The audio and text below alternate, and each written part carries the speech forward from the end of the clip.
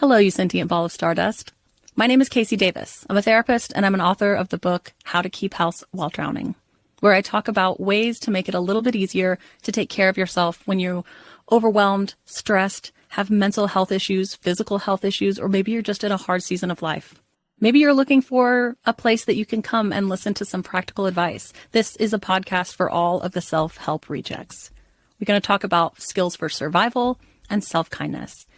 And I'm going to leave the pop psychology at the door. I promise not to tell you to meditate or to journal. We're just going to give you some really insightful conversations with hopefully some practical advice.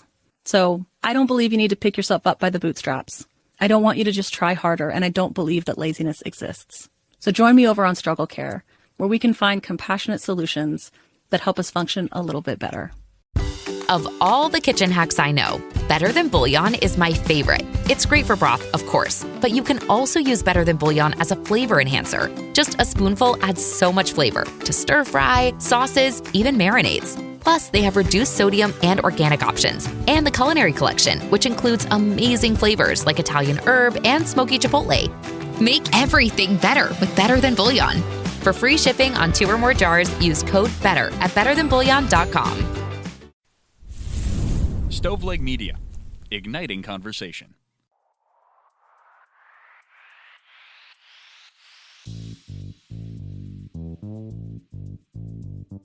Okay, guys, I am your host, Elena Grace. This is I've Been Thinking, and I come to you today to start a new series that we're going to be doing on Patreon about about true crime cases that haunt me. So today, we begin.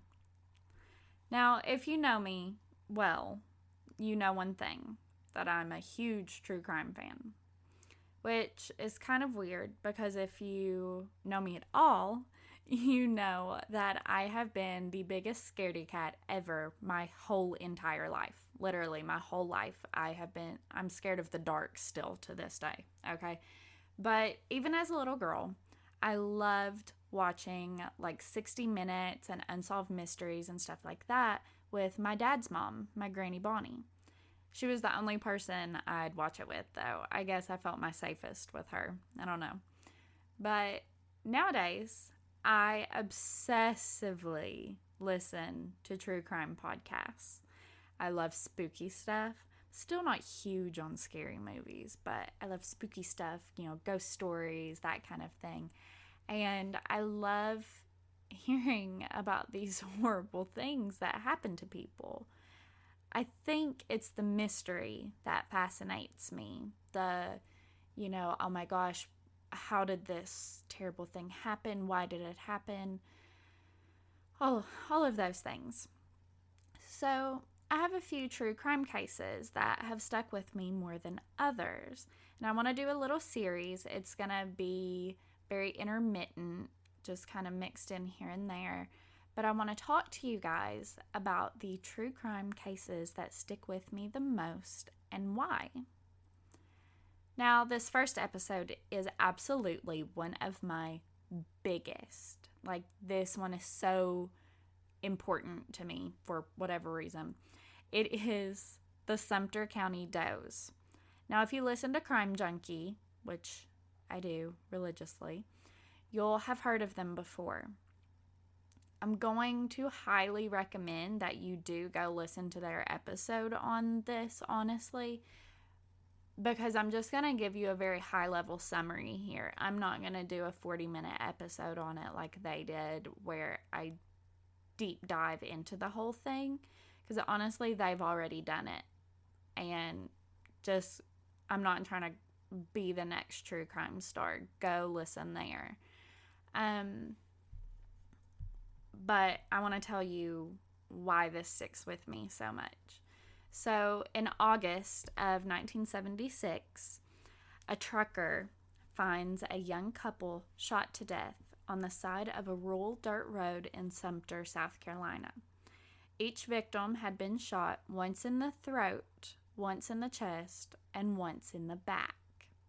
They carried with them no ID, and other than the fact that they are very unique in looks for the area and have incredibly unique jewelry on, they could literally be just anybody. So when I say very unique in looks, they look honestly South American, of like South or Central American, so Latino, and they are kind of tan-skinned, darker hair, and the girl is wearing very high quality Southwestern style jewelry. So she's got this big, beautiful silver ring on. It had a black stone in it. I don't remember if it ever said what kind of stone. She had some beautiful turquoise jewelry on. So that's not cheap, but also it's very common out west, and specifically in the Southwest.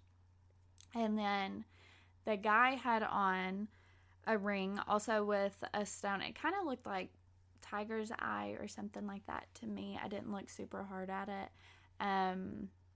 but I didn't find where it had specified the stone anywhere either on that one. But he had on that ring, and it was engraved on the inside. And then he had on a very nice watch. Again, I don't remember what kind of watch it is. I know I'm useless, but again, listen to the Crime Junkie episode. I swear, they tell you these things. But in that episode, they actually talk about how this is a really nice watch company, and it's the kind of company that would keep their sales on file and be able to track the serial number of the watch to whoever bought it. But the sales and serial numbers from before a certain date had all been like destroyed or lost or something, so they weren't able to get this guy's watch matched up with an identity, unfortunately.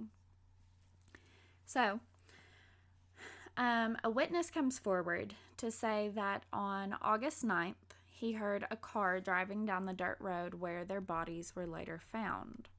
He reports hearing gunshots and says that he heard a car speed off towards the main road after the gunshots. Basically, this witness kind of thought it was weird, but it's a rural area, so like it could have been a poacher, there's lots of options. Or even it could have been a bunch of kids being little shits. But it was still weird to him. It still stuck out. So, unfortunately, these two human beings, these two people, remain unidentified to this day. Their descriptions and sketches of their faces have been sent across the United States, as well as their fingerprints and dental information. The male, referred to as Jacques, actually had some very unique dental work done that only certain dentists at the time performed. So you'd think that that would be super helpful in identifying him, but really didn't do anything for us. And the Sumter County coroner, Verna Moore, she literally worked on this case until her retirement in 2009 because she wanted it solved so badly. But still yet, nothing. So, a little while after the bodies were found, a man who claimed to have known the couple from the campsite that they were staying at came forward, stating that the man is named Jacques, and he thought that he was French Canadian. Now, for a while, this kind of went back and forth between Jock, like Jock, like, oh, he's a jock, and Jacques, the name. So, but, and depending on where you read about it, it goes back and forth. But I really fall in the stand of thinking that he is French Canadian, honestly, or that his family is. And so I call him Jacques. So he said that he had met the girl as well. This witness says that he had met the girl as well, but he never learned her name. They just kind of hung out like at the bar or whatever at the campsite and drank a little bit and talked. And he says that Jacques had told him that his father was a well-known doctor. And kind of backing this guy's story up, the man, Jacques, his ring was engraved, like I said, with the initials JPF, which supports the theory that his name might actually be Jacques. So, very, very, very minimal information around this case. Like I said, this is just the highest level overview, but all of it just gets my little mind racing. There's so much mystery here. But also, one of the things that gets me the most is that their families seem to have not looked for them at all, which is insane to me. And it breaks my heart, too. But at the same time, if they're not American, but they, died in America, maybe we just didn't know that their family was looking, or their family didn't know where to look for them at all. If they're from Canada or Colombia or both, wherever they're from, maybe their family didn't know to frickin' look in South Carolina, Now, I will say that in the end, in a kind of beautiful turn, their bodies were eventually interred in a Methodist church cemetery in Oswego, South Carolina. Hundreds of people attended the service, which I just think is so sweet, because these people, they died together, but they died alone and nameless, and that's sad enough. But that's the kind of situation that you'd expect them to go into the ground alone and nameless as well. But instead, they were seen off by hundreds, and local law enforcement agencies banded together to raise money to pay for the funeral expenses, which I just think is so sweet as well. Their grave markers read male unknown and female unknown, which, what else do you expect? But this is exciting. In 2007, they were exhumed to obtain DNA information. And they're currently, right now, being actively tested by the DNA Doe Project.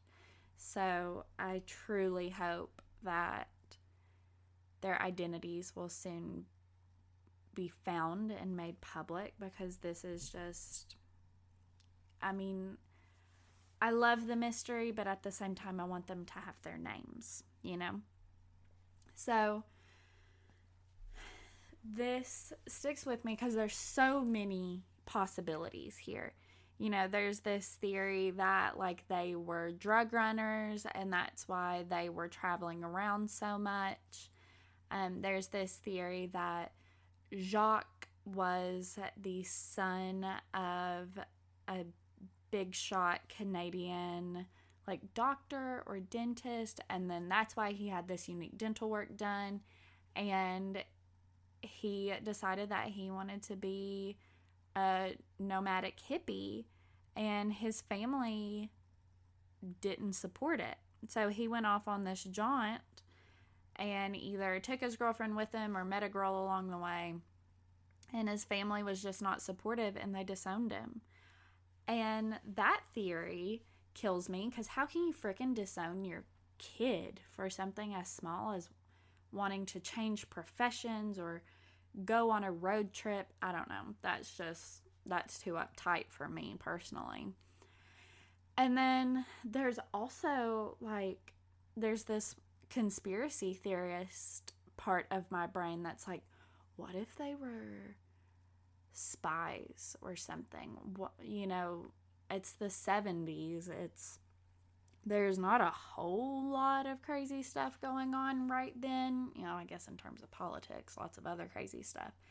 But that doesn't mean there's no spies coming into the United States. What if they were discovered and that was some kind of hit? Or what if there was some other kind of hit? Like I said, what if they were drug runners? Or what if they got mixed up with some of the wrong people? And then there's also the very mundane theory that what if they got carjacked? They picked up some hitchhikers being good Samaritans. They got carjacked and robbed, and the carjackers shot them on the side of the road. That's really sad. But personally, I think based on the fact that they were shot in the throat, the back, and the chest, it seems very much like a hit because it's so like bam, bam, bam. So there is that for me. But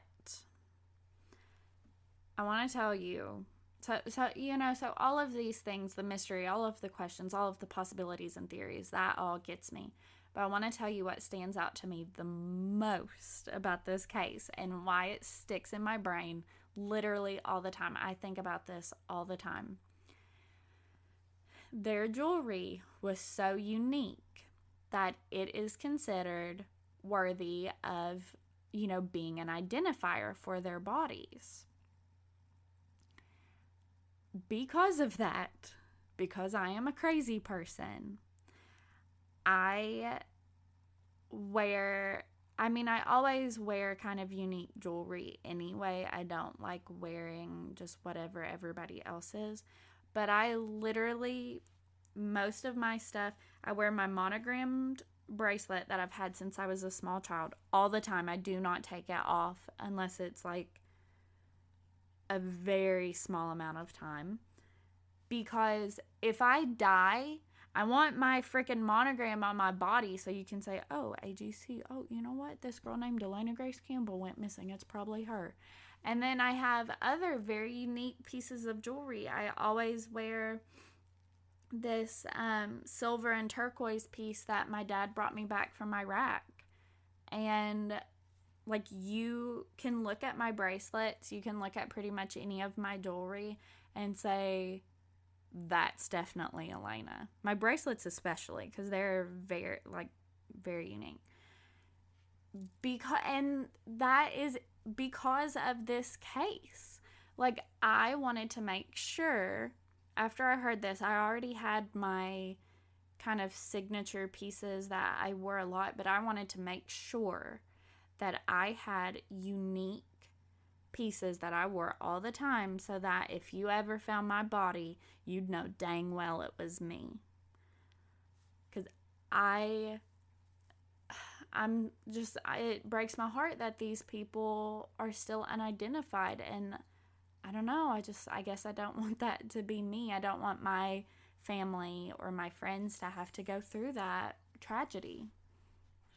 So, anyway, off my soapbox.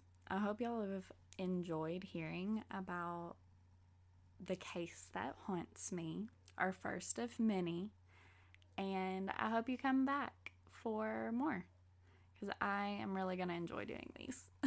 All right. Thanks again for listening, guys. Bye.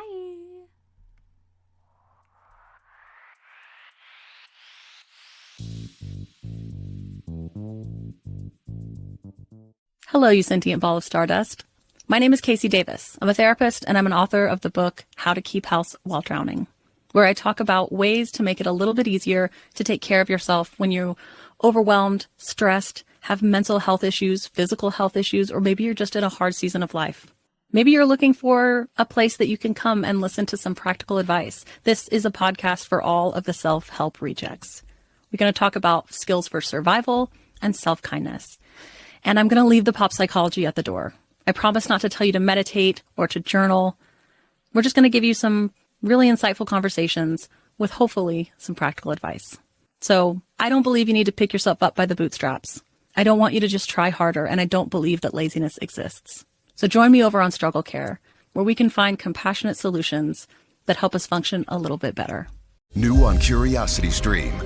How do you connect a 16th century potato to limitless energy production? Could Napoleon's toothpick have a direct link to a machine that predicts the future?